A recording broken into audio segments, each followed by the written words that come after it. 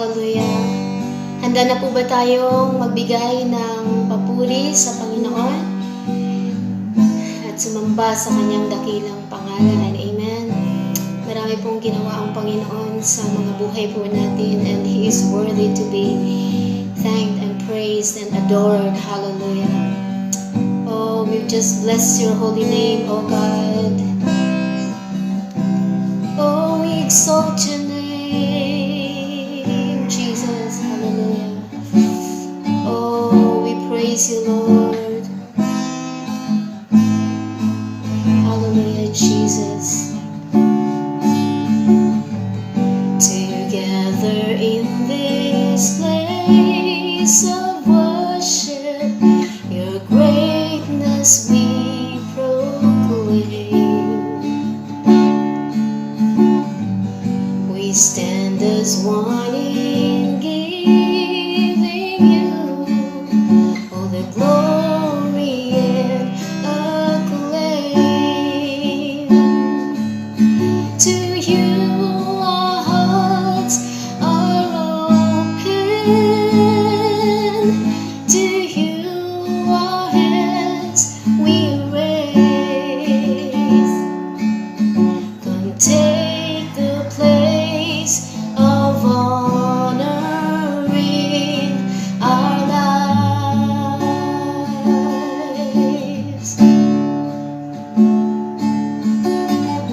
Together in this place of worship, your greatness we proclaim.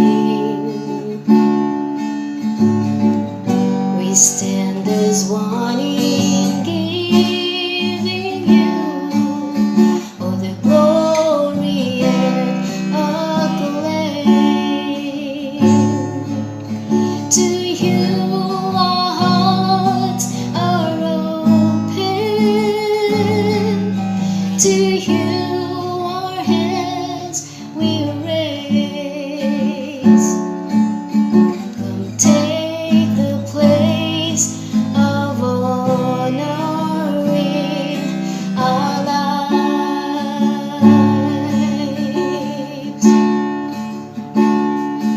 Emmanuel,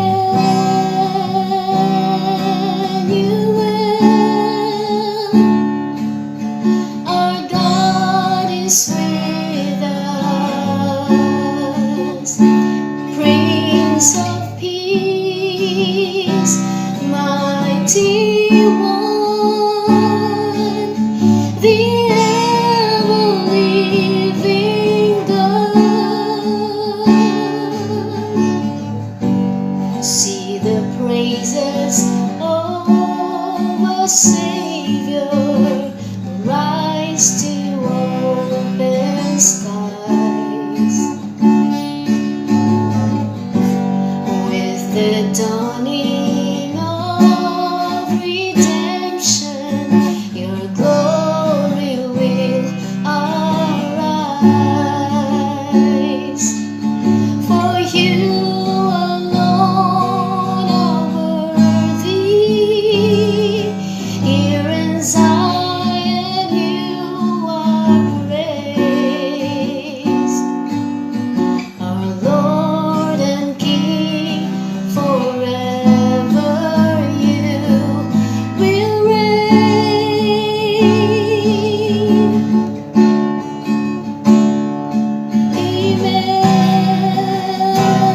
Emmanuel, our God is with us. Prince of Peace, mighty One, the ever-living God. Emmanuel, our God is with us. Prince of Peace, mighty One, the ever-living God.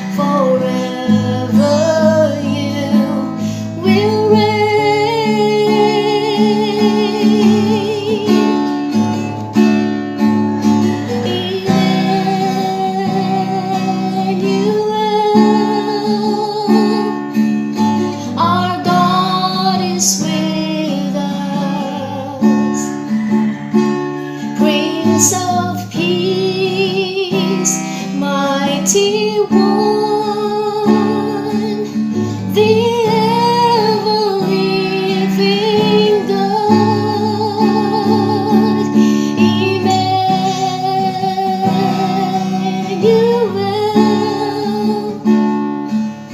our God is with us. Prince of Peace, mighty one, the ever-living God.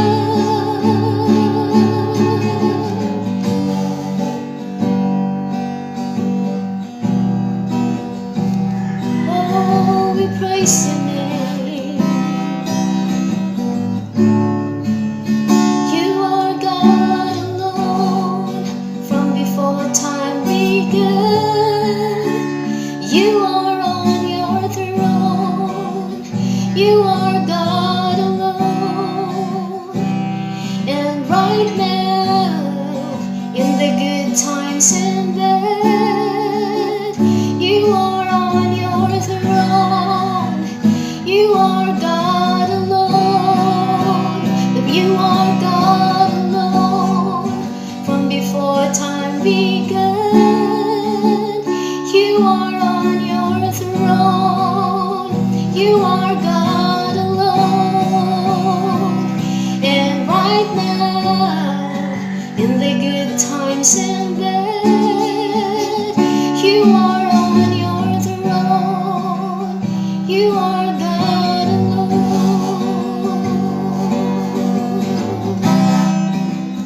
You are God alone, Jesus. Oh, we just bless your holy name. Hallelujah. Oh, believe God. You are God alone from before time began. You are on your throne.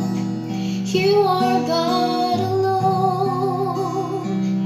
And right now, in the good times and bad, you are on your throne.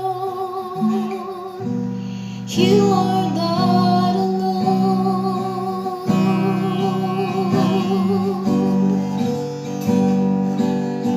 Hallelujah. Oh, you are God alone. We exalt your holy name, Jesus.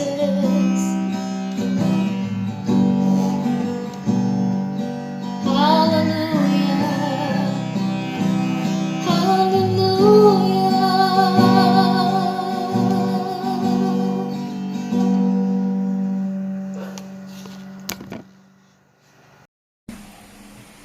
Magandang gabi po sa inyo lahat. Kamusta na po kayo?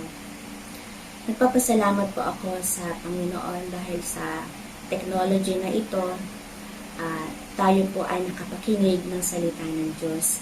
Kahit po tayo ay nasa panahon ng enhanced community quarantine dahil sa coronavirus, hindi po ito hadlang upang tayo po ay makapakinig at makapagpahayag ng salita ng Diyos. Amen po. At sa gabi pong ito, ang ibabahagi ko po sa inyo ay matatagpuan po natin sa aklat ng Isaiah chapter 46 verses 3 and 4. Ang ginamit ko po ditong version ay sa New Living Translation. Kung meron po tayong mga hawak na Biblia, maaari nyo po akong sabayan sa aking pagbabasa. English man po yan o Tagalog. Isaiah 46 verses 3 and 4, New Living Translation. Listen to me, descendants of Jacob, all who you remain in Israel. I have cared for you since you were born. Yes, I carried you before you were born. I will be your God throughout your lifetime until your hair is white with age. I made you and I will care for you. I will carry you along and save you. Ang Diyos po ang magpala sa pagkabasa ng kanyang banal at buhay na salita. Tayo po ay manalangin. Oh, hallelujah.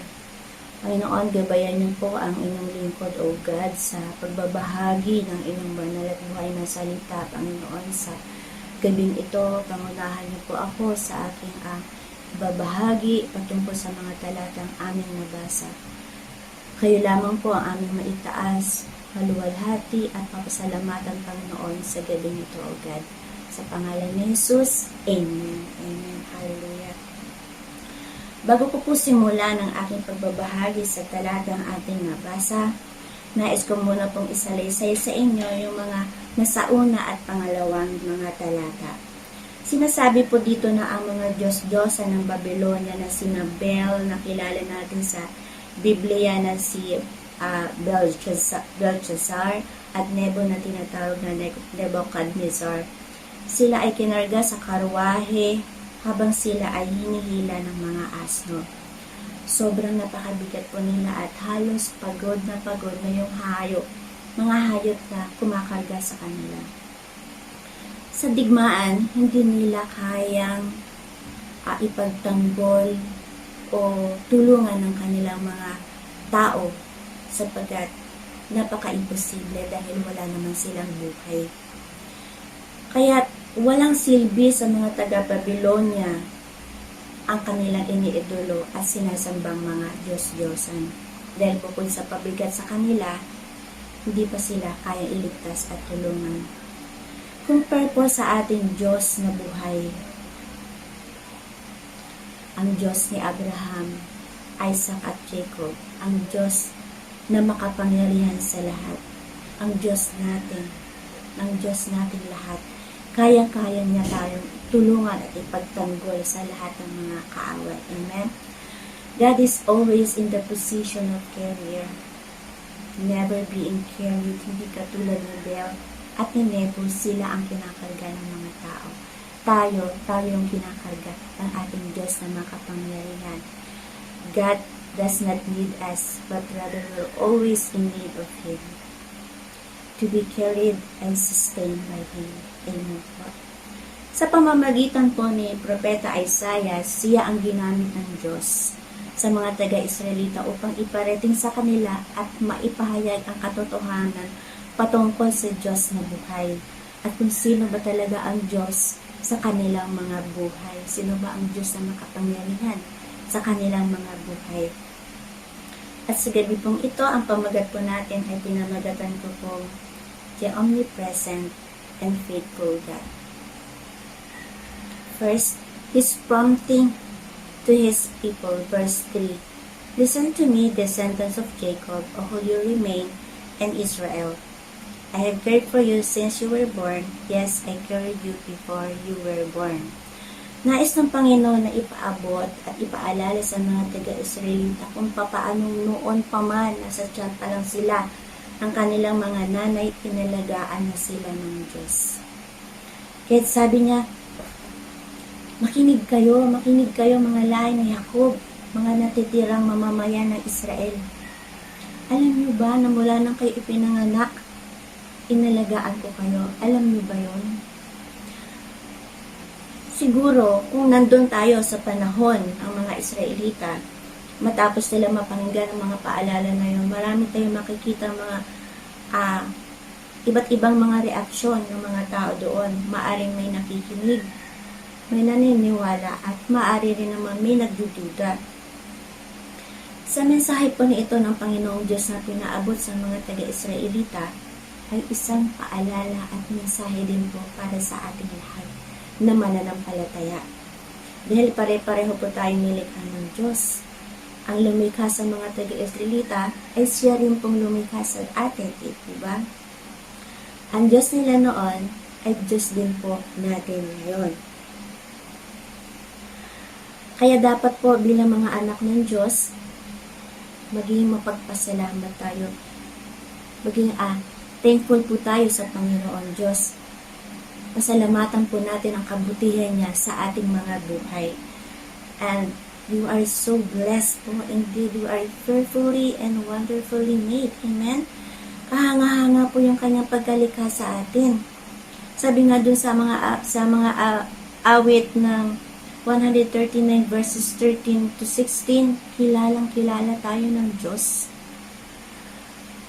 Dahil siya ang lumikha, siya sa atin, siya ang humugis sa atin sa sinapupunan ng ating nanay. Nakita niya bawat bilang ng ating mga buto. Nakita rin niya kung ano ba yung itsura natin.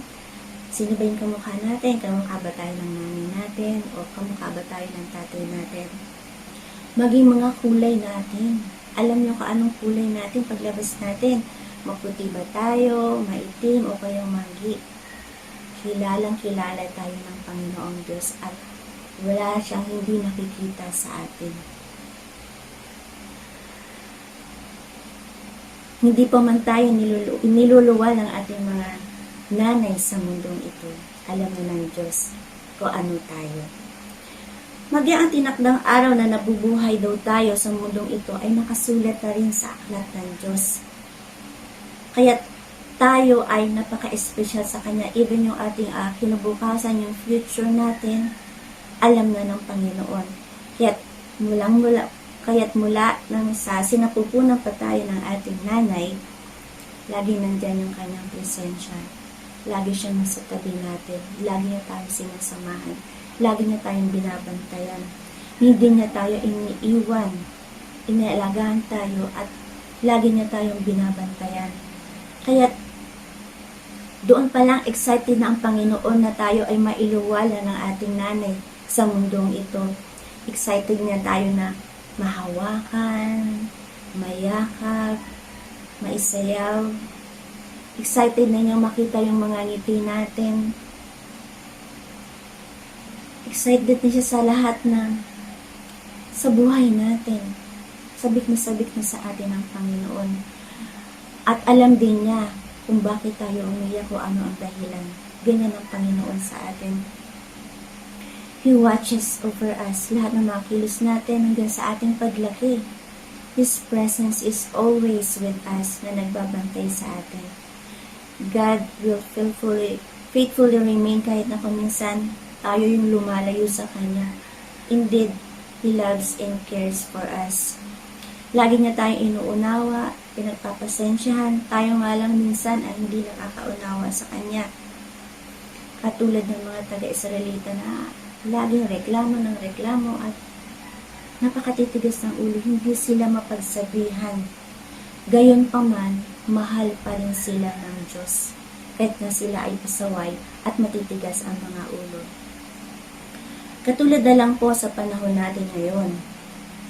Nilunsad ng Presidente Rodrigo Duterte ang Enhanced Community Quarantine para walang mahawa sa coronavirus. Dahil mahal niya ang mamamayang Pilipino, nais niya itong proteksyonan sa COVID-19 na kung saan talagang nakakahawang sakit. Ang sakit na ito na napakabilis kumalat. Kaya nilaglunsad siya ng isang buwan na mahigit na lockdown sa buong Luzon para sila ay ingatan at proteksyonan sa COVID-19 na ito para hindi na ito kumalat pa. Pero marami pa rin mamamayang mga Pilipino na hindi nakakasunod. Hindi nila naunawaan ang presidente. Marami pa rin nagagalit sa kanya, nagpaprotesta. Kesyo, paano na sila? Mawawala na sila ng trabaho, magugutom sila para yung pamilya nila. Hindi nila nauunawaan ang presidente. Hindi nila nauunawaan ang dahilan ng presidente kung bakit niya nilunsad ang ESQ na ito. Napakatigas ng ulo at marami rin hindi sumusunod. Sinabi ng laging mag-wear ng mask, maghugas ng kamay, mag-distancing, huwag masyadong didikit sa mga tao, huwag makipagkwentuhan na malalapit. Pero may mga tao na talagang napakatigas na ulo. Nilalabag pa rin nila ang kautusan ng pamahalaan. Wala silang pakialam sa mga mangyayari. Ay nako, at talaga, kaya araw-araw, maraming nahahawa sa COVID-19. at marami rin namamatay. Kaya imbis na 30 days mahigit lang ang lockdown, nag-extend pa ang presidente ng mga ilang pang mga araw dahil nga sa mga pasaway ng mga tao na hindi nakakasunod sa pamahalaan. Hindi linaanawaan ang layunin ng presidente na kaya na ito ginagawa dahil sa kapakanan ng mamamayang Pilipino. Kaya tuloy, maraming napiperwisyong mga manggagawa, empleyado at mga negosyante. Ginagawa ito ng presidente ang nararapat na paraan para mapabuti ang lahat ng mamamayang Pilipino. Dahil mahal niya ang mamamayang Pilipino, ayaw niya itong mapahamak. How much more ang ating Panginoong Diyos na lumikha sa atin. Mas higit niya tayong mahal sa lahat ng kanyang mga nilikha, kaya't gayon na lamang ang kanyang pagmamahal at pag-aalaga sa atin. Hindi lamang tayo minahal at inalagaan ng Panginoon mula nang tayo isilang sa mundong ito o mula sa ating kabataan, kundi maging sa ating pagtanda. Yan ang pangako niya sa ating lahat. Second, His promises to His people. Verse 4a, ano ba ang pangako sa atin ng Diyos? Sabi po sa verse 4, I will be your God throughout your lifetime until your hair is white with age. Pinapangako sa atin ng Panginoon na siya pa rin ang Diyos natin habang buhay. Hindi siya magbabago hanggat tayo ay tumanda na, pumuti na yung ating mga buhok at halos tayo ay uugod-ugod na. Hindi pa rin siya magbabago sa atin. Mananatili pa rin yung kanyang pag-aalaga sa atin hanggang sa ating pagtanda. Our God is unchangeable God. Amen po. Ang Panginoon po, hindi lang po siya interesado sa ating pagkabata, kundi mas interesado po siya maging sa ating pagtanda. Bakit po? Because He made us, siyang lumikha po siya sa atin, siya po ang lumalang sa atin. Kaya't sinabi niya, I will care for you. Aalagaan ko kayo. Una niya po itong pangako. First, He will take care of us. I made you and I will care for you. Sa verse 4 po. Isang pangako ng Panginoon na kung saan makapagpatibay sa atin, makapagbigay sa atin ng kapayapaan sa ating mga puso. Na hindi tayo dapat mag-alala kahit na patanda na tayo dahil may gagabay at mag-aalaga sa atin. Dahil alam niya na kailangan natin sa panahon ng ating katandaan. Lalo na kung saan mahihina na po talaga yung tuhod natin at kung minsan pati yung memory natin ay humihina na rin, nagiging makakalimutin na rin tayo. Though hindi niya talaga tayo iiwanan sa mga bagay na yun. Pangalawang pangako po sa atin ng Panginoon, He will carry us. Verse 4a, and He has promised to carry us and care for us in every season of our life because He is our Father and we are His people. Aalalayan tayo ng Panginoon kapag tayo ay nanghina na at nawawala na ang ating lakas. Kung paano nung bata pa tayo, nagsisimula pa lang tayong tumatayo, ginagabayan na tayo ng Panginoon, inaalalayan na tayo ng Panginoon para wag tayong matumba o wag tayong madapa. Ganyan din po tayo ang gagawin ng Panginoon hanggang tayo sa ay tumanda. Aalayan niya tayo at gagabayan sa ating paglalakad para hindi tayo madapa, hindi tayo matumba. Hindi siya magkukulang sa pag-aalaga sa atin. Hindi siya magbabago sa atin. Hindi niya hayaang tayo ay matumba, kundi He will carry us. Kakagayin pa niya tayo at papasanin sa kanyang mga likod para hindi tayo mahirapan sa ating paglalakad. Mararanasan natin ang paggabay niya dahil mahal na mahal tayo ng Panginoon at tapat siya sa kanyang mga pangako na hindi niya tayo iiwan, hindi niya tayo pababayaan man. Iwanan man tayo ng ating mga mahal sa buhay, pabayaan man tayo ng ating mga mahal sa buhay, pero ang Diyos hindi niya kayang gawin yun na tayo iwanan at pabayaan. Amen po.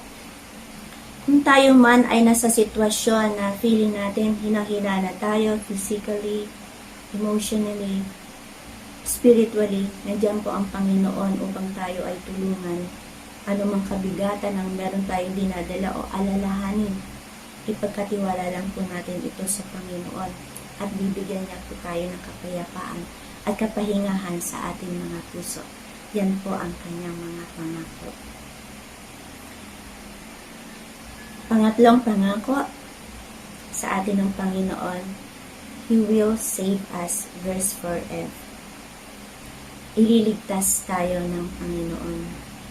Sabi nga po sa Psalms chapter 91 verse 3 and 4, For He will rescue you from every trap and protect you from deadly disease. He will cover you with His feathers. He will shelter you with His wings. His faithful promises are your armor and protection. Isa po ito sa mga pangako ng Panginoon sa atin na atin po talagang mapangahawakan. Lalo na po sa panahon ito, ililigtas niya tayo sa bitag ng masasama at sa mga nakakamatay na salot katulad ng coronavirus na ito. Na kung saan talagang marami na pong nahawa at marami na rin po mga nangamatay. Iingatan tayo ng Panginoon katulad ng isang ibon na iningatan ng kanyang mga inakay sa lilim ng kanyang mga pakpak. Huwag daw po tayo matatakot sa mga palaso ng mga kaaway o sa mga salot because His faithful promises is our armor and protection. Lahat po ng kanyang mga pangako sa atin ay sandata natin. Ito yung pinaka-protection natin sa anumang sakuna, kapahamakan at maging sa gawa ng mga kaaway. Ililigtas po tayo ng Panginoon sa bitag at sa mga masasama na nakakamatay sa salot, na salot katulad nga po ng COVID-19 na ito, na kahit na libo-libo pa raw po ang mamamatay sa paligid natin, walang mangyayari sa atin, sapagkat protektado tayo ng Panginoon. Yan po yung sinasabi sa awit, chapter 91, verses 5-7. Katulad po ng pagliligtas ng Diyos noon sa mga Israelita na mababasa po natin sa aklat po ng Exodus, chapter 12, verses 12-13, na kung saan iniligtas sila ng Panginoon sa salot sa pamamagitan ng dugo na ipinahid sa bawat pintuan ng kanilang mga tahanan. Hindi sila napahamak o napinsala ng mga salot o peste na ito. Walang namatay sa kanila, kahit mga hayop, because God saved them.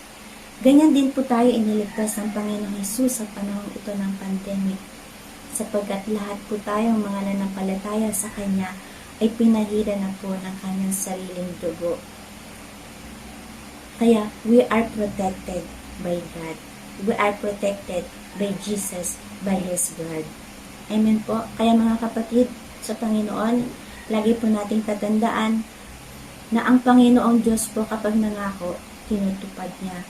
He never breaks His promises. Ganyan siya katapat sa atin. Kaya dapat po, lagi po nating panghawakan at pagkatiwalaan ang lahat ng kanyang mga pangako sa atin. Bilang pangwakas po, meron lang po akong iiwan sa inyo na mga salita na magpapatibay sa ating at magpapatatag sa ating buhay pananampalataya sa Panginoon. Nabasa ko lang po ito sa isang quote na isinulat ni Marcus Stanley. Sabi po dito, there's no storm that God won't carry you through. No bridge that God won't help you cross. No battle that God won't help you win. No heartache that God won't help you let go of. He is so much bigger than anything you will face today. Leave everything in His hands and embrace this day confidently, knowing that He will take care of you. Amen? Ipagkatiwala lang talaga natin sa Kanyang mga kapay ang lahat ng mga bagay na kung saan na nahihirapan po tayo ito masolusyonan at mapagtagumpayan. Maraming salamat po sa lahat po ng mga nakinig. Ang Diyos po ang lahat ng papuri, pasasalamat sa gabing ito. Maraming salamat po. Tayo po ay Manalangin. Hallelujah. Oh, hallelujah, Panginoon. Maraming salamat po sa mga salita niyo, O Diyos, at mga pangako na iniwan niyo sa amin sa gabi nito, O God. Lagi po namin itong isa sa puso at pangahawakan sa pang-araw-araw namin buhay. Sapagkat kayo lang po, O Diyos, ang tunay ng Diyos na buhay na mapagmahal, maalaga at maunawain sa aming Panginoon. Tunay nga po, O Diyos, na walang sino mang makakatulad at makakahigit pa sa pagmamahal niyo sa aming Panginoon. You are the omnipresent and faithful God na patuloy namin sasambahin at laluwalhatiin. Ikaw yung Diyos na lagi namin pasasalamatan. Maraming salamat po, Panginoon, sa aming mga buhay, O God. Sa pangalan ni Jesus, Amen. Maraming salamat po sa inyo at muli magandang gabi.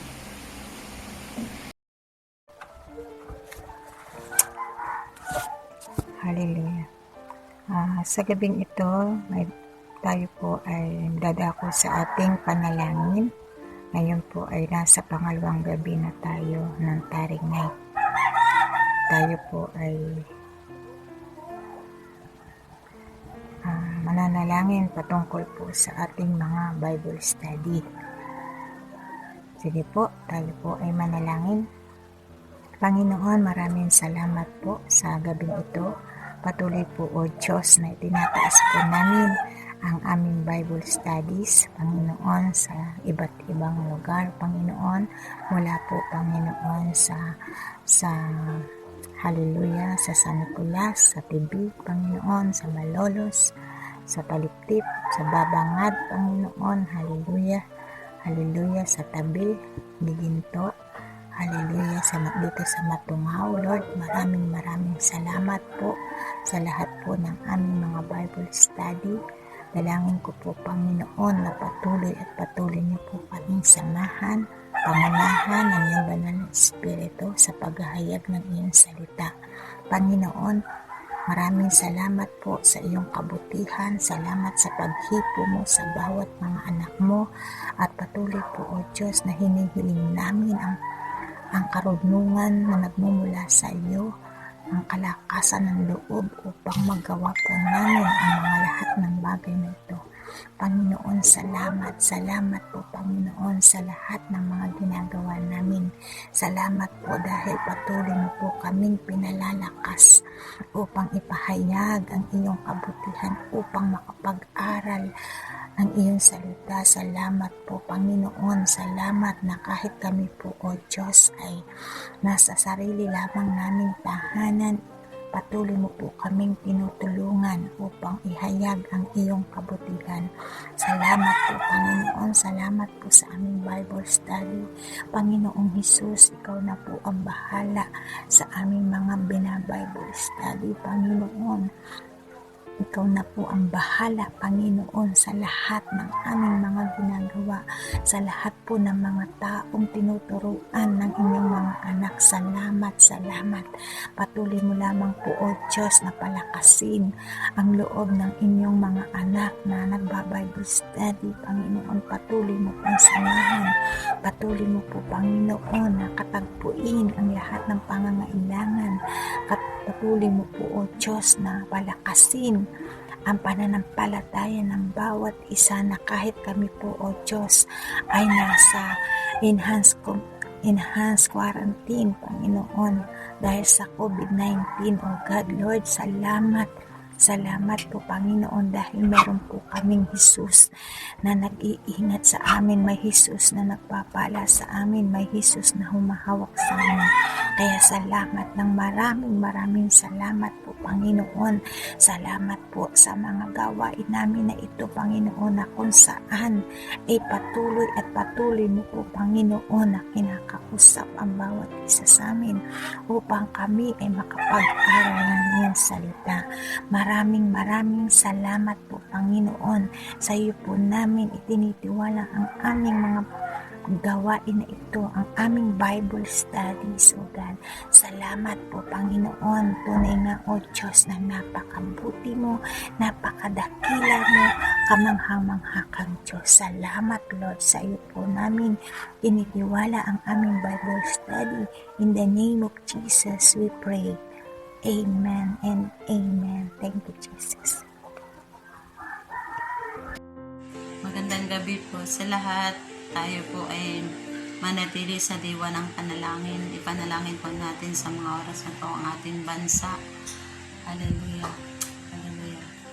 O dakilang Diyos Ama, maraming pong salamat sa pagkakataong ito na kung saan aming idudulog sa iyo, O Diyos, ang aming minamahal na bansa, O God. Dalangin po namin patuloy na kayo po yung humawak at manguna sa aming bansang Pilipinas, Panginoon, na kung saan sa ngayon ay nakakaranas ng pandemic, O Diyos. Hallelujah, nawa Panginoon, patuloy na ito, O Diyos, ay malagpasan, Panginoon, ng aming bansa. Dinudulog ko rin sa iyo, Panginoon, ang aming Pangulo, na si Pangulong Duterte, O God. Maraming salamat sa kanyang buhay na Panginoon ay namumuno sa aming bansa upang matugunan, Panginoon, ang pangangailangan, Panginoon, sa bansang ito, O God. Patuloy mo siyang bigyan, Panginoon, ng karunungan na nagmumula sa inyo, Panginoon. Hallelujah, upang patuloy na mapamumunuan na niya ng maayos ang aming bansa. Bigyan mo rin po, O Diyos, yan ng malakas na pangangatawan upang patuloy na maging ligtas din po siya, Panginoon, sa pandemic, Panginoon, sa aming bansa. Lord, dalangin ko din po, Panginoon, ang buong gabinete, Panginoon, ni Pangulo. Nawa, Panginoon, patuloy na ikaw po yung manguna sa lahat, Panginoon, upang, Panginoon, mapag-usapan nila ng maayos. Hallelujah, ng maplano, Panginoon, ang dapat, Panginoon, gagawin, lalo na sa mga panahong ito. Salamat din po, Panginoon, sa hallelujah, sa mga pangangailangan, Panginoon, sa aming bansa. Ikaw po, Panginoon, yung magkakaloob nito. Nawa, Panginoon, ang mga pera na naibigay ng gobyerno ay talagang magamit, Panginoon, para sa mga mamamayan, para sa pangangailangan ng aming mga kapatid, ng aming mamamayan, Panginoon. Oh, hallelujah. Salamat po, Panginoon. Maraming salamat. Dalangin din po namin, Panginoon, ang aming mga frontliners, Panginoon. Lord, salamat sa mga doktor. Hallelujah. Salamat sa mga nurse. Salamat sa mga RHW sa bawat barangay na sila po, Panginoon, ang tumutulong sa mga kapatid namin na nagkakaroon ng karamdaman. Hallelujah. Patuloy mo silang bigyan ng maayos at matatag na pangangatawan upang sila ay hindi mahawa, Panginoon, hindi mahawa sa pandemic na ito, Panginoon. Salamat po sa mga buhay nila. Hallelujah. Patuloy mo silang bigyan, Panginoon, ng ibayong lakas na nagmumula sa inyo. Hallelujah. Upang patuloy na sila ay makapaglilingkod, Panginoon, sa aming bansa, O God. And Lord, maraming salamat. Dalangin din po namin, O Diyos, ang aming mga kapulisan. Oh, hallelujah, hindi po lingid sa inyo, Panginoon, ang maraming balita na kung saan may nagkakasakitan. Dalangin po namin, bibigyan mo sila ng kahinahunan sa isip, sa puso, Panginoon, na talagang maipatupad nila ang maximum tolerance, Panginoon. Hallelujah. At sila, O Diyos, ay magiging magandang halimbawa, Panginoon, sa lahat ng mga tao, sa lahat ng kanilang binabantayan, Panginoon, ng mga barangay, ng mga lungsod, Panginoon.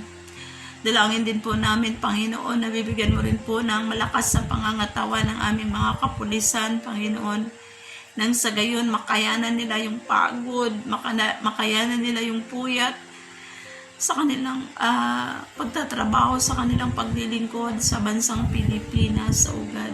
Nawa, Panginoon, maranasan nila yung pagmamahal mo, yung pagyakap mo, Panginoon. Nang sa gayon, Panginoon, maglilingkod silang masaya, Panginoon, sa aming bansa, O God. Lord, dalangin din po namin ang aming mga mamayan, Panginoon, na talagang maging masunurin kami sa batas, Panginoon, lalo na sa panahong ito na mayroon kaming ECQ. Nawa, Panginoon, patuloy na bigyan mo kaming lahat ng masunuring puso, Panginoon, ng mahinahon na pag-iisip, higit sa lahat ng pagmamahal sa kapwa, Panginoon, ang sa gayon. Malalagpasan namin ito ng mayroong pasasalamat, malalagpasan namin ito, Panginoon, nang maging maayos ang lahat, O God. Lord, maraming pong salamat. Nawa, Panginoon, patuloy mong hawakan ang aming bansa, patuloy mong panghawakan ang aming mga namumuno, patuloy mong hawakan ang panahon, ang mga lahat ng sulok, Panginoon, ng aming bansa. And Lord, maraming salamat. Alam namin, Panginoon, na kahit anuman, Panginoon, yung nararanasan sa aming bansa, alam namin, hawak mo pa rin ito, Panginoon. You are in control, Panginoon, sa aming bansa. And Lord, maraming salamat po, Panginoon. Nawa po, Panginoon, malagpasan namin ang pandemic na ito at makabalik, Panginoon, kami sa aming mga normal na buhay. Lord, makakabalik kami, Panginoon, sa kanya-kanya naming gawain. At ang lahat ng ito, Panginoon, ay ibinabalik namin sa iyo ang buong pusong pasasalamat. Lord, sa iyo po ang papuri, sa iyo po ang parangal. Ito po yung aming dalangin sa pangalan ni Jesus. Amen at amen.